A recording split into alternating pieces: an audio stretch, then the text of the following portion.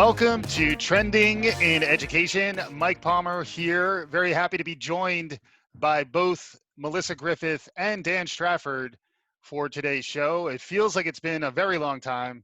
It actually hasn't been that long, but it's good to have everyone back. So, Melissa? So how are you? How are you faring on this fine day? I feel my life moves in at a much faster clip these days. You would think that your life would slow down when you stay at home, but I don't even know where the days goes. Every day feels like 10 years to me at this point. Yeah. So it feels like I haven't seen you in for ages. So Yeah. good to see you again, man. Likewise, and good to see you, Dan. We got you back a little bit last week, and this is a sign that it's almost like a little hibernation session was needed for everyone just to adjust to the shock. And now that most of us have adjusted, we're kind of coming out in the digital world to say hello to our friends and normalize around our activity. So seems like you're getting closer to that, Dan. Is that a fair assessment? I think I'm getting used to it a little bit. I will say, to Melissa's point, I feel like every day is Wednesday.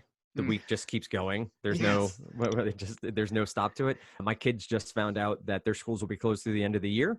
So there's that, which is something. And most likely camps are closed for the summer.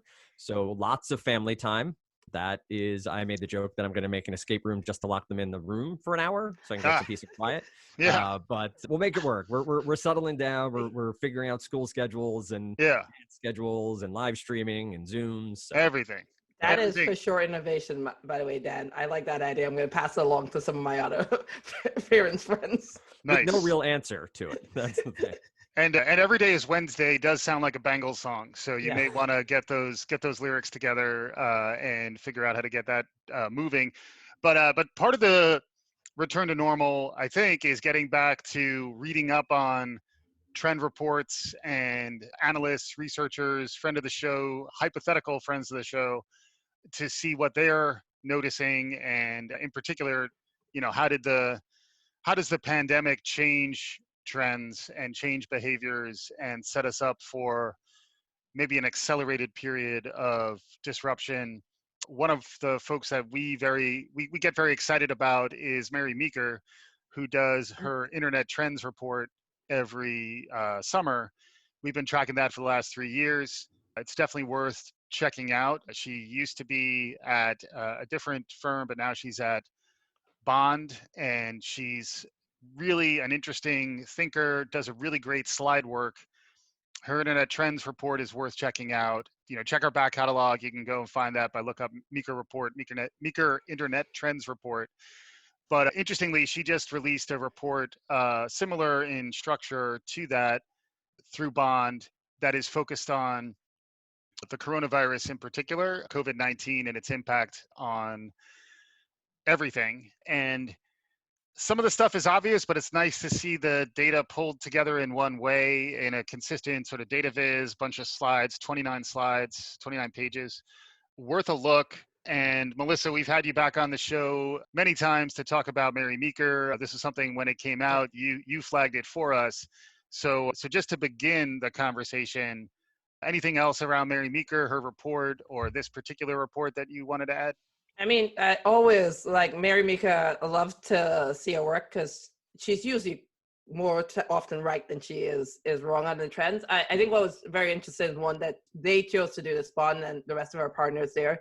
They chose to put this report out there to talk about what they were observing right now in this, what we would all call unprecedented times. I think what was so fascinating to me about it is we're all grappling with it, right? Every organization right now is grappling with this. Every school is grappling with this. Like, where is this world going to go? Mm-hmm. And what I loved about this report is it sort of lays out, it puts it in frame of references. So I thought how she talked about shocks and aftershocks to a market and what it will likely do to the system was interesting, comparing it back to the Great Depression, which I know a lot of people are now making that comparison back.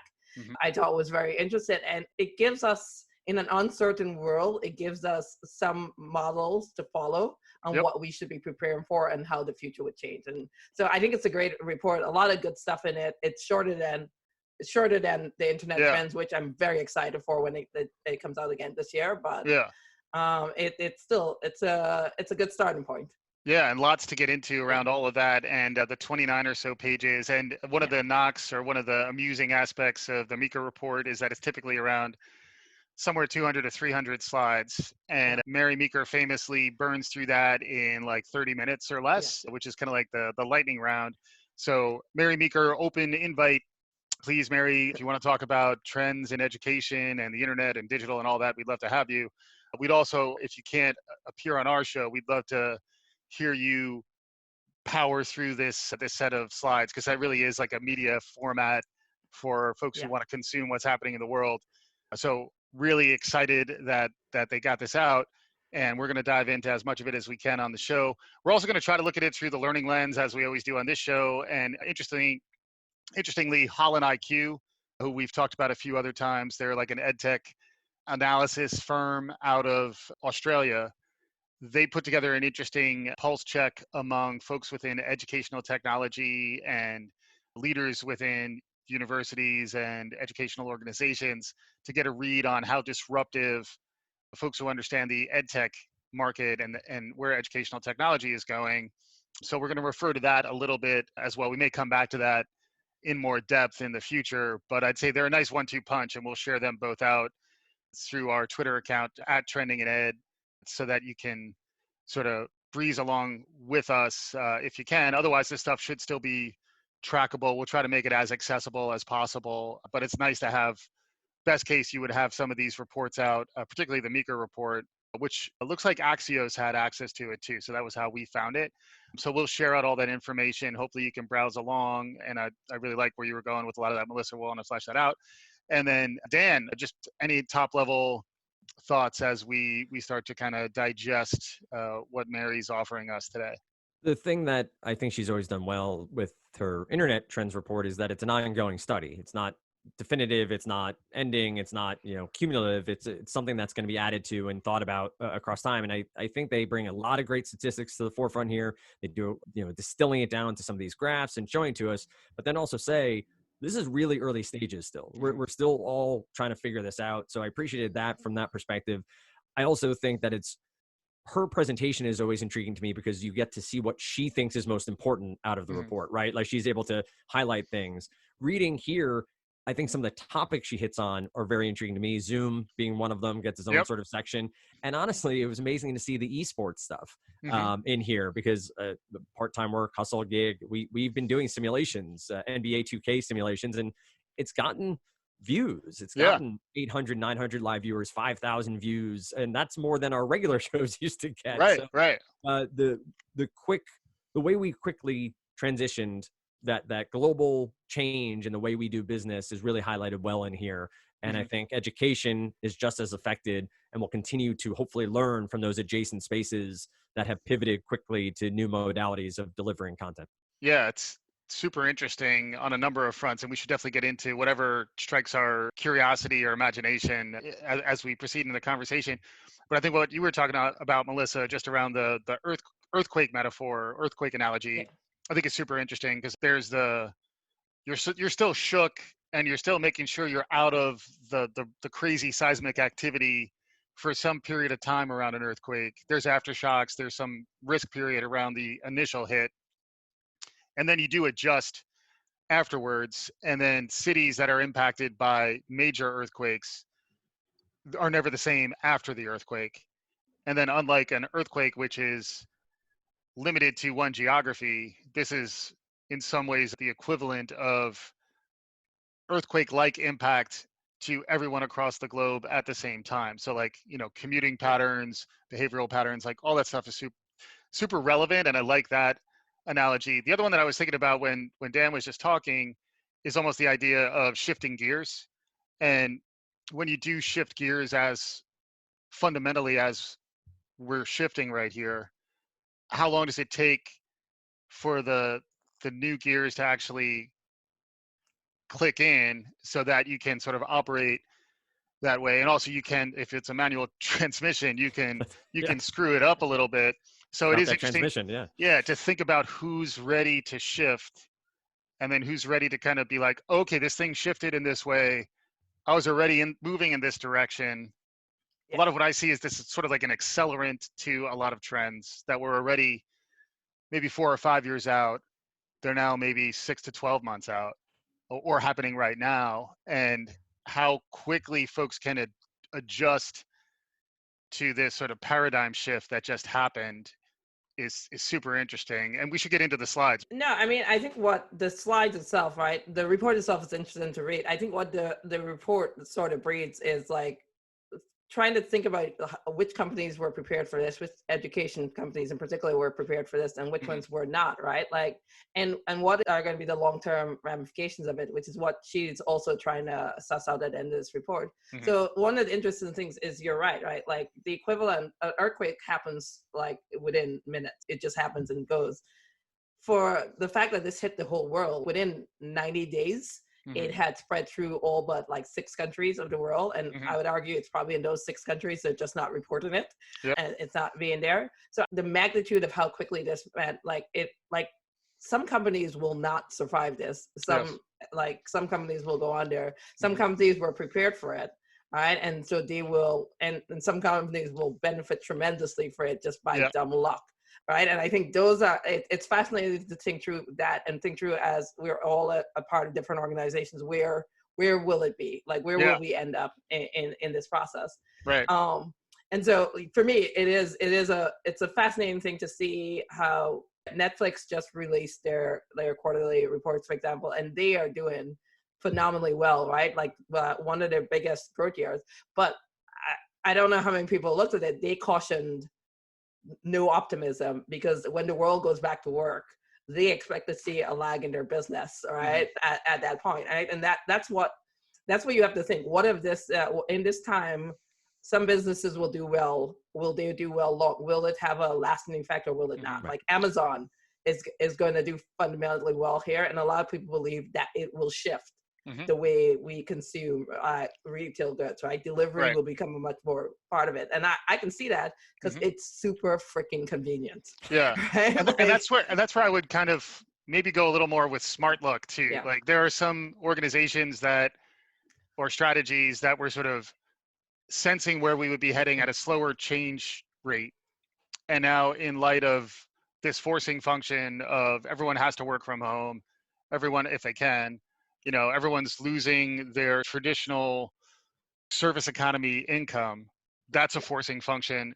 That's an interesting one, because I think that may be forcing our economy in the opposite direction that it was moving in some ways. Like there was a lot of pursuing experiences and going to common spaces. Just think about the food courts, like the high-end food courts that you see in a lot of urban areas. That model, I think, is being forced to pivot. And the predominance of delivery and takeout versus, eating in a restaurant. Uber and Airbnb are in trouble, but Seamless and Grubhub are doing well. It is interesting to sort of look at across the different broader industries that are out there. And I think the Meeker report starts to touch on some of this. Who got a tailwind through this? And then who's pivoting into something that may emerge that'll be different, and then who's just not going to be able to respond is an interesting way to look. Dan, you were gonna. Well, I think the idea of pivoting, I still am heading to my local grocery store to do some food shopping probably every 10 days. The delivery market up here is completely shut down. You can't get a schedule. You can't do anything. You go onto some of the third-party apps and they're marking things up by 33, 45% in some places. So how are these supermarkets responding? How are they thinking about delivery in the future? And how do we assess that and assess what we need versus what we actually want? Right. I think that's been a lot of, personally as a consumer, talking to my kids, talking to my wife, what do we actually need in the house? What is it that we absolutely need? What do we want? What's a nice to have? I think, again, as consumers, that has forced on some of us that change as well. Like what is necessary? What is added on? The Netflix, the Hulus, all those streaming apps, do we need all of them? Or are we paying too much for all of these apps? So from a consumer point of view, I've pivoted as well. Like I've changed the way I go about buying things and the way I engage with some of these places. Still spending too much money on streaming services, still spending too much money on groceries, but still at least being mindful of it. So when Mike, you talk about the business side, how are businesses even contemplating the way consumers are changing while they're pivoting at the same time is fascinating to me. And we're all moving so quickly to the point about Netflix. Will they see the downward trend? Same for Zoom. How many free licenses have they given away versus how many, conversions can they get sometime when this all goes back to normal? How many of those people watching Netflix are school kids? because they're home too, and how many viewers then drop off. It's fascinating. I think this report does a good job of laying out the acceleration of digital transformation, right? Like that big push that has happened, and how it's just been hyper accelerated, right? Like just thrown into this big push. And you mentioned I think restaurants. it's transformed, right? It's transformed. It's not transforming anymore. Like we are now in a digital world. Yep. And that's the whole IQ report we first read, Mike, if you remember the five ways education would change. One of them was this global stimulus, this global thing that happened that just shook the earthquake analogy. We're there. Now, do we go back to some sense of normal, some sense of what it was before? I think we do. But to Melissa's point, the transformation is here. Yeah. We're living in that. I'm glad you said that, right? Because I think how long we stay in this world will dictate how long this becomes normalized versus whether we go back or not, right? So I think in some cases, I actually think companies will sooner be far more willing to work from home, because the trade-off is easy there. Like the productivity hasn't shifted but so much, but like, you know, the cost of buildings will probably be the trade-off they make. Yeah. I think with schools, I think that is the interesting factor, because I think kids are still social beings, and they're still in their formative years, and you want them to have that experience. So I don't know how many people are how much of education, when we eventually get back to some semblance of life before, will actually stay an online business. Yeah. Right. I think what it does, it makes it more willing to deliver some education online versus some in person, but it doesn't really actually make it all. Yeah. Whenever we had talked about where the disruption would come in education in the next, say, 5 to 10 years, we were not looking at K-12 or higher ed generally, because they were the slower moving aspects of the educational universe. I think all that's changed now, particularly for higher ed, because I think higher ed is facing more existential challenges through the next year and a half, where like how many parents really want their kid to go to a residential dorm, take on the tuition burden, however they get it paid, versus the Corona gap year, you know, which Brian Alexander, friend of the show, I think his wife coined that. So we got to get the right credit to his wife who coined that. But I do think the Corona gap year is a real choice. Yeah. And then there's an opportunity to be maybe pro-social and engaged in a different way in that year. And then also Tarlin Ray, who was on the show recently, was talking about a similar idea, is like, what if you're sampling from the best online education in that year, you know, and it's a cross section and you're resourceful about it. I think that's a really interesting angle. And then the related corollary, I think, for K-12, which will still have that childcare component for the workforce, is how many parents decide to take on more of a homeschooling direction. Not me. For the next year. Yeah, I think it's gonna. I don't think very few. I don't, but I think a meaningful proportion, a much bigger proportion than we saw previously. And also, how much will schools need to support a blend of some students who are in, like, could a kid be on quarantine, for example, right?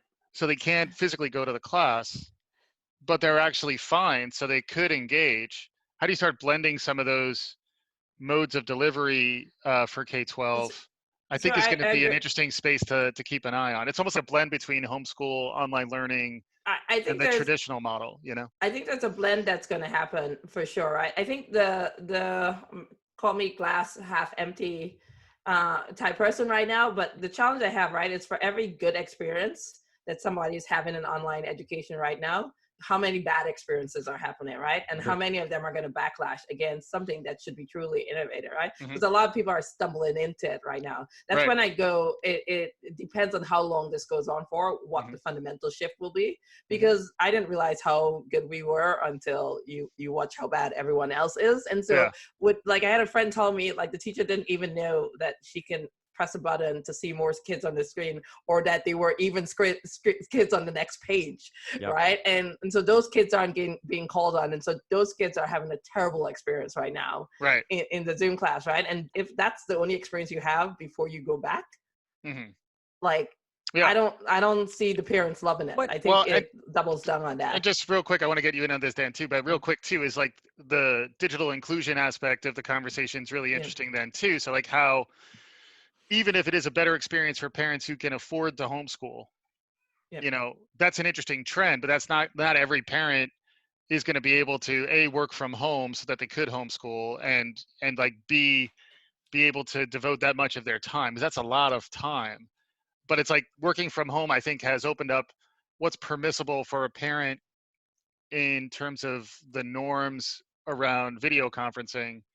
I think, we may have been a little bit ahead of the curve. I know Kaplan does a really nice job at that. And I think, Dan, you're a good example of that. I think someone who's worked from home, been able to raise your family. But I do think those changes are super interesting, and how that then intersects with what education is, because absentee rates are going to be through the roof in K-12, no matter how you look at it. But Dan, you were gonna say something. I think those were all great points, Mike. And I think working from home has been great for me. Mike was my former manager, and I had some leeway to do the family stuff and the work from home stuff at the same time. And I think it's becoming a new normal for a lot of people, spreading their work out throughout the day, also finding out that maybe they don't need 8 hours to do 5 hours of work, and they can figure that out a little bit differently and spend time with their family. Mm-hmm. What I found interesting about Miss Glass half empty over there was that she talked about the student who is on the second page and isn't getting called on. But isn't that the same student who's sitting in the back of the room with their head down and the hood on? Like, not necessarily that one-to-one. But that's the problem, right? That is the problem, right? No, what solves for that? What solves for that? Great teachers. And we're still coming back to teachers. Some training too, I think, right. Like experience, Yes, absolutely. And so I hear you. And I think there are going to be some terrible experiences that parents say, no, for my kids, I need them back in a classroom. They need to be doing X, Y, Z. But I wonder if those experiences wouldn't be too different than the kid who gets lost in the back of the room, who's a middling student and doesn't get the education they need because of the teacher that's in the room. For sure, agree with that point. I think this may be my bias. So one disclaimer: I do not have kids, so my experience of being a kid is what I'm drawing on right now. The kids who sit at the back of the class tend to choose to be at the back of the class. That is, and tend to be the ones who are looking to shy away. And a great teacher should pull them out. The difference in that, the situation where the technology is what's limiting your ability to access the students who want to be accessed, mm-hmm. is right. The fact that it is a limiting factor, right? And so, yes, I think the teachers will figure it out. Like I can draw on the correlate of, I saw like my church mass figure it out over the course of using 4 or 5 times. They finally figured it out. Not everyone. Some people are still on camera doing things they shouldn't be doing on camera, especially during church time. But I'm not gonna go there. Like that is a family show, Melissa. It's a family show. Like, and please, guys, just stay off camera. It's a great point. I do agree with you there that those who are seeking to be educated and lose out because of the technology, that is a definite concern and one that needs to be solved for. I'll admit, my their teacher still struggles with Google Meet and doesn't know if she's seeing everyone. And now they've introduced grid view, but some kids are off like there's a lot of stumbles. Yeah. And it is frustrating, for me as someone who is a digital native, that our district doesn't have a plan, at least a semblance of a plan to roll something like this out. But to Mike's, I think blended to your point about absenteeism, Mike, and how are we going to solve for that? I hope that's the conversation going on in school districts across the country. I hope that's a conversation that they're at least thinking we're through triage, right? Mm-hmm. We're through that initial, okay, what went wrong? How do we fix right now? I'm hoping there are a lot of people who are taking the time to say, okay, we're through the end of the year. We're going to figure it out. What does September look like? Right. In these different cases, these different scenarios. Yeah. I think it's also a time where everyone's being forced to be an ad hoc instructional designer. And in some ways, I've been an ad hoc instructional designer for 20 years. So I'm kind of like, hey, welcome aboard. It's kind of fun, right? And then I realize not everyone enjoys the uncertainty. But I do think there is a proving ground emerging. It's a little bit like, the Hunger Games of online teaching. And I think we are cultivating a new wave of Sal Khans right now. I think there are a lot of hungry, brilliant, digitally enabled, talented people out there who are ready to unlock, maybe even against their own trepidation, where like, I don't teach digitally, I'm not as good at that, or like no one's going to watch. I do feel like we're about to see a breakthrough there. We're probably already seeing it. It's just we haven't had time to kind of like understand the returns on this first 6-week window. But then if you look at it in like, say like 6-week windows, by the summer, there's going to be a ton of data from this massive learning lab. And then there's going to be in the top quartile of people who are trying to come up with new solutions. There's going to be groundbreaking work that never would have happened because people won't move so fast. The challenge is the bottom quartile will probably be further disaffected. Yeah. They'll be harder to reach. They'll probably be more directly impacted by the genuine public health risk. So like there's a real risk of, the digitally privileged and the underprivileged who don't have access to digital.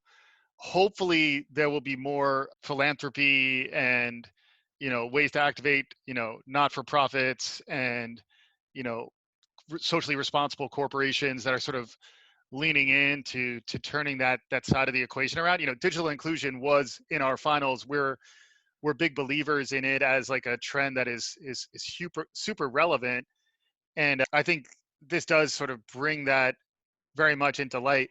Melissa, it sounds like you want to talk. And also, if we did want to tie to the slides, there's just so much going on and we haven't gotten together in a while. And we haven't gotten together in a while now. I think our opinions have diverged. So because we haven't been staying as connected. That's fine. That's good. No, I think it's great. We should get into the slides. The point I would make, and I think you touched on it at the end, is I am a firm believer. We all know this, that technology and data is it's going to improve our lives. Mm-hmm. Right. And my worry of exactly what you hit on, right? Like we all live very privileged lives. Like my friends and I talk about the ivory towers that I managed to live in. So I'm loving working from home as I sit in my office. Right. And we each have our own space versus me sitting in an apartment with 3 people. Yep. And then you translate that back to the kids. Right. And that is my biggest worry. The longer this goes on, the divide between the parents who can afford to homeschool their kids, can afford to get them on Zoom versus the kids who are literally sitting at home with no access to education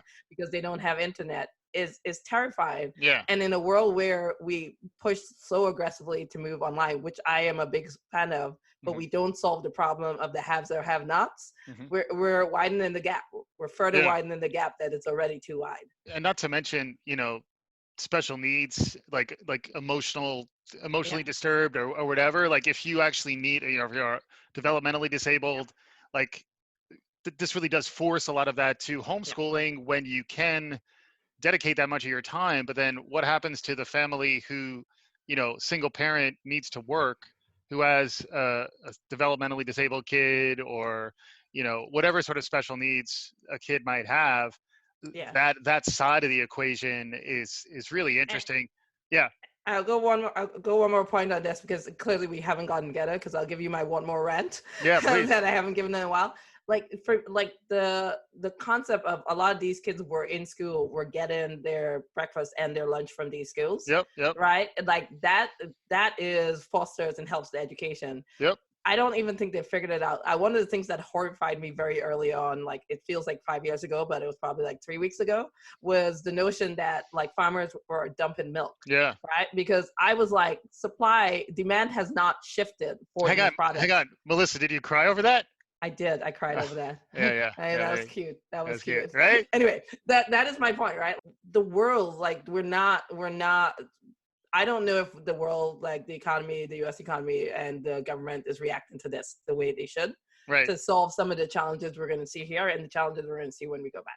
But let's get back to the report. And to that end, too, it is a time where a more entrepreneurial, fast, responsive, opportunistic orientation towards the new world that's emerging will be rewarded. In some ways, it'll be rewarded by continuing to stay in business. Yes. So it's no longer a nice to have. It's now, getting back to the Hunger Games analogy, it's like you just grabbed a weapon from the pile. If you're not able to equip yourself digitally right now, your health as a human is at risk. And then same thing for an organization. So the digital transformation wave that you were talking about, Dan, like it's going to accelerate. Yeah. It's a forcing function. What happens to the industries that won't be able to cut it, and what happens to the organizations that aren't really ready to pivot is going to be a really interesting question. And then the other thing that is in here is like, which partners are already ahead in the game so that they're sort of ready to pick up from the needs that are emerging, particularly in education. I think that's your online program management solutions, software as a service, that ed tech that's relevant to educators and parents. In some ways, this should be a favorable disruption there, and it also will disrupt some of the traditional players. I wouldn't be overly confident if I was like a legacy LMS right now that I would just withstand, like, if I'm a Canvas or a Blackboard who's really plugged into the current higher ed infrastructure that's out there. I don't know if this is ultimately net beneficial. Maybe it is, but I think it's likely that there will be new innovation emerging that will be more responsive to the fundamentals that have changed. Yes. And some of these bigger organizations, sort of the last of ed tech, which was probably ripe for disruption, may be further disrupted by the next, say, 18 to 24 months than we were anticipating. Thoughts on that, Melissa? I mean, for sure, right. The thing that I was thinking as you were going through that, it's not just for sure, some of those companies may survive. It depends on how well they pivot. New things would emerge. For me, it like how we figure out who would survive, how we survive as a company ourselves in the case of Kaplan, is going to be very much determined by how well we are able to predict the new consumer behavior, right? And what the consumer is going to want next. Because for sure, people are going to be more willing to go online for certain things. But we say this every year, every time we do a trend report.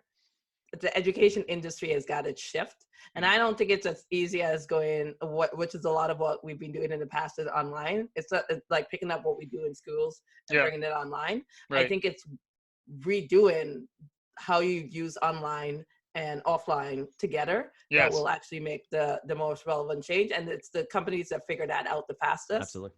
That will work through it. Yep. I think you throw something that I've started reading up a bit more on of late about assessment. Like, how are we assessing the learning that's happening at home? And cheating and all of those things obviously come to the top of mind, but also access, right? Access to the test and the ability to do something online. What I found interesting is some of the good teachers, good districts out there are already changing it. They're engaging in a different way. They may not ask a multiple choice question anymore. They may say, what did this mean to you when you read this passage, or when you heard about, we had Patriot Day up here, and my daughter had to do some reading about it, but it wasn't, hey, regurgitate what you read. It was, what do you think the soldiers were thinking during that? Like, so I think that's a really interesting step forward for that blend you're talking about, Melissa, the offline, online, trying to connect the two worlds. And I think that's who's going to win. It's not someone who delivers just online, just offline. It's getting the recipe right. It's good to hear that Boston still did Patriot Day even after Brady headed to Tampa Bay. And Gronk. So I thought that just in memoriam there would be no even follow football, and I knew that. There's some black shawls around here. Let me tell you. Oh my goodness! But Tampa Bay, I like that. That's nice. That's good. I just heard that one. But there's so much to talk about in this deck. We're not really going to do it justice. But let's each pull a slide to highlight now. Quick round the horn. I know we all already talked about it, but maybe let's begin just with Zoom, because I think that if you didn't know Zoom, just their unaided awareness, everybody knows Zoom now. Like it's now like Zoom bombing is a word now. So we should talk about the Zoom bomb, the growth. What they highlighted in here was the growth of their daily active users on Zoom, which went from 10 million to over 200 million in a really compressed period of time. Truth be told, we're recording this in a Zoom room right now. So like Zoom is pervasive. The valuation of Zoom went through a real spike and then a trough as the piracy, the security issues surfaced. Cyber is another domain that is going to be super relevant to the New World Order as everything moves digital. There's more attack surfaces that are opening up. There's more places where bad actors can take advantage of the breadth of the unsecured digital profiles that are emerging. A lot of people don't even know how to get into a room, let alone do that through a VPN or be thoughtful about their passwords and their security. not to mention seniors are being thrust into this. So how much opportunism is there around all that? But yeah, Zoom's in 3 months, 20x increase in their daily participants. That's like unprecedented, right? In terms of its growth. It's unprecedented in terms of all the other companies you've studied in the past. That is like crazy. And the question is how much of it will survive, right? That's Like crazy, it's, yeah. I'm for sure they will face a backlash. And it's interesting to watch that meet. Google is not standing still, right? Like Google, I've never seen such fast followers to get different views in place. And I think that's smart. Microsoft too, like Teams is really interesting. And like Teams usage, like there was a lift to the entire synchronous and even async, if you like whatever you call Slack, which is somewhere between synchronous and asynchronous. Although like, Slack launched their own video platform as well. Like they have been using that, and they've been innovating that one as well. So it's like the modern work from home enterprise software as a service solutions, that whole stack. And then what's interesting is not really purpose built for learning, but a really rich social context to learn within. There's an interesting EDUCAUSE article that I shared, which is making a distinction between online learning and emergency remote teaching. Basically saying when you do it right, it's called online learning. And when what we're doing right now is emergency remote teaching. So doesn't really qualify. I think that's true when you fail, but I think it's not understanding where there is some percentage of the emergency remote teaching that I think is genuinely disrupting and reimagining in a really amazing way, like what you can do with amazing synchronous learning experiences and even async too, like the idea of like an active intellectual community that is sort of working off each other's ideas and sharing memes and being innovative, creative, exposing that at a younger age at someone who maybe it isn't in a professional experience yet, but like they actually experience what like a software development collaborative environment would be now. That's got to be a net benefit. Like they understand what it's like. They see their parents working from home and they're like, oh yeah, that's similar to the way I do my classes. That's really interesting to me. I will add one more point to that, and then we should go on to another slide. Like, I think the thing that was fascinating for me that I realized about Zoom pretty quickly was the connectiveness of when we're all stuck at home together, how all of a sudden, how many social like parties on Zoom rooms and stuff like that. But what's very interesting to, and I'll tie it back to education, is that I also was like, wait a minute, I have friends all around the world. The experience, regardless of whether they're here in New York with me now, or in LA, or in Thailand, is exactly the same, right? So one of the interesting things I think, and good use cases of going online, is bringing diversity into a classroom.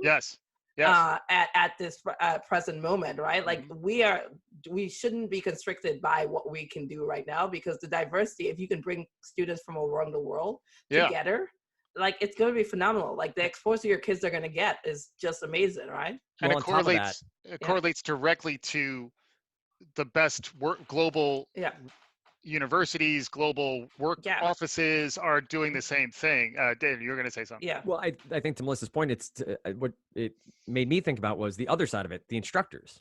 Instructors from around the globe being able to teach a variety of different students and be able to log on to a Cambridge class or whatever and get a different perspective, learning the same thing you're learning here. So I thought that was a brilliant point. Cross-cultural negotiations is a class we all had to take at business school. Like, actually just do it cross-culturally. Let's go. And then how do you facilitate those connections? Like what platforms emerge that are more kind of like the Tinder of online learning, like no joke, like the actual like matching opportunities that are not geographically limited. That'll be an interesting point of intersection. Is it forward to say I would swipe left on you, Mike? Is that? It's ouch.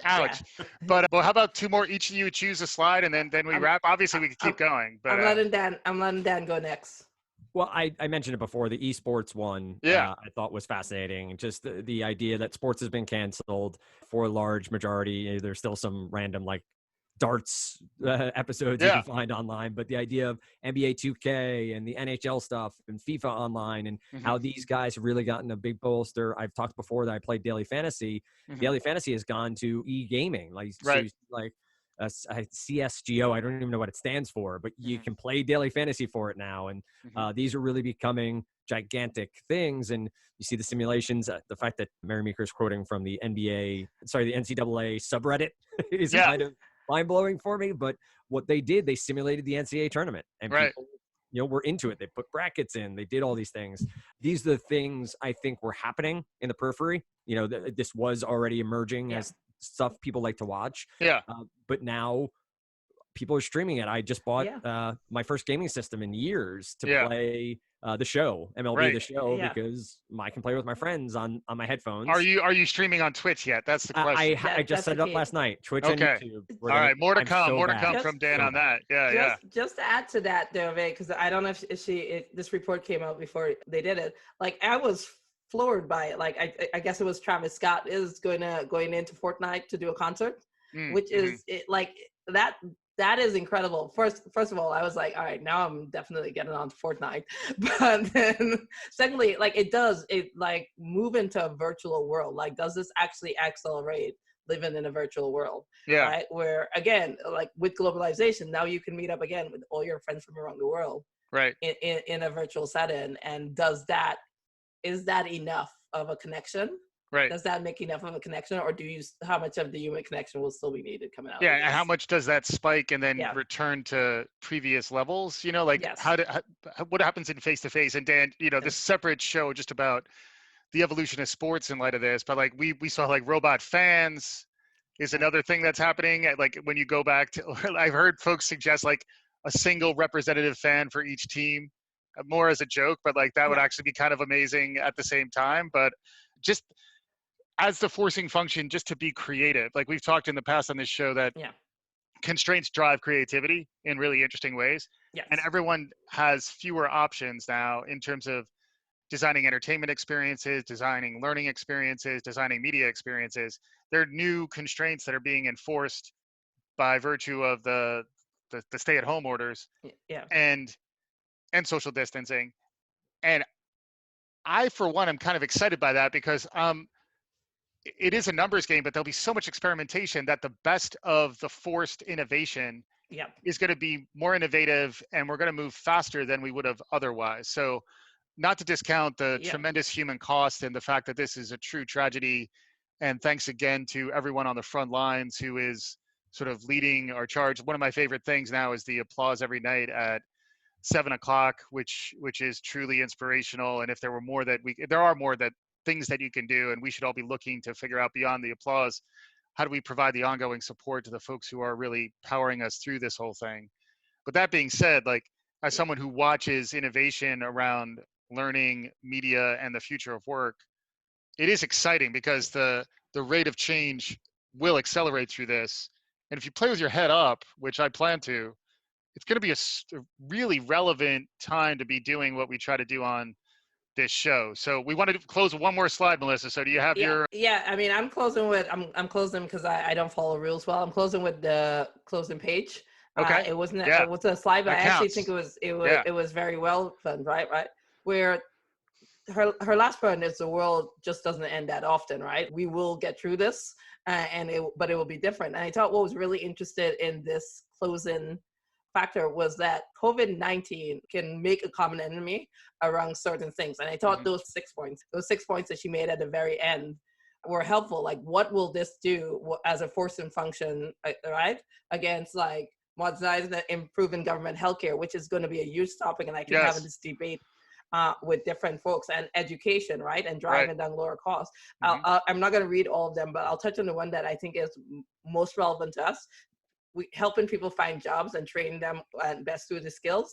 Like in a world where everyone has just had to shift the way they work, there was not enough ability to retrain out there, right? And that is something that as we think about how education evolves, like what are we going to put back out there? And then the last thing, and I am actually really hopeful about this, I am left my house because, social distancing rules and all, but I've heard that the streets are empty, the earth is doing better for this. Mm-hmm. And I really hope we don't go back to the crazy lifestyles that we lived before. There's Mm-hmm. some intermediate of like understanding what is good and important and being around your family and seeing friends, and not just the constant drone of everyone doing everything.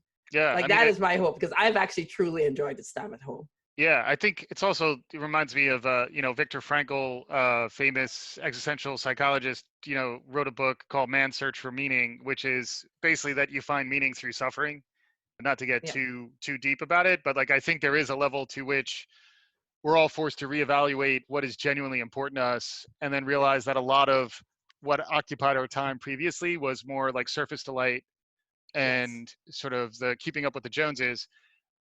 I think there's a lot of critical evaluation of that now while we're in the throes of this. And I think like soul forging stuff doesn't go away overnight. I think there's a lot of stuff right now that will stay with us for the rest of our lives. And that part I'm hopeful about. I'd also love to hear maybe a parting thought from Dan Strafford, just in terms of the rotation. We got to share the ball, because we're going to talk about The Last Dance later, which is must see for those of us going through sports withdrawal, which clearly many of us are. There's a new docuseries about the 90s Bulls, the last season, which we're going to cover in some more depth. So it wasn't in the Meeker report, but it's very zeitgeisty. It is. Be on the lookout for that in the future. But Dan, any sort of final thoughts on this conversation? Echo what Mel just said, reassessing personally and for my family, what's important, what's not. Also, a lot of putting my head down, just trying to get through it when it comes to the day to day. But hopefully that is something everyone's doing. And I think that ladders up to employees doing it in their companies. Like, what work do I do every day that matters versus what doesn't matter? Managers doing that with their, and laddering all the way up to CEOs, and the same for schools. Hopefully presidents and principals and superintendents are all taking the time to say, okay, what functionally are we doing right every day in our old world? What functionally are we doing right today in the new world? And how can we just continue to get better at doing what we need to do to educate and to grow minds of, especially, obviously with my kids, K-12 matters most in my world, but thinking about universities and how can they partner properly with businesses. I think growth is such a huge potential right here, just getting it done and getting it done right. Absolutely. Great to have both Melissa and Dan back on the show. Hopefully we get more in the regular rhythm where we're hearing from this group and continuing to bring in outside voices and experiment with some new show ideas as the world has so fundamentally changed. But you can count on us to continue to be here on a regular basis, having these types of conversations. We'd love to hear more from our audience. Engage with us on @trendingined. You can go to trendingineducation.com. That's where we're updating our shows and continuing the conversation over there. Thanks again to our listeners. Thanks as always to our guests and friends of the show. We'll be back again soon on Trending in Education.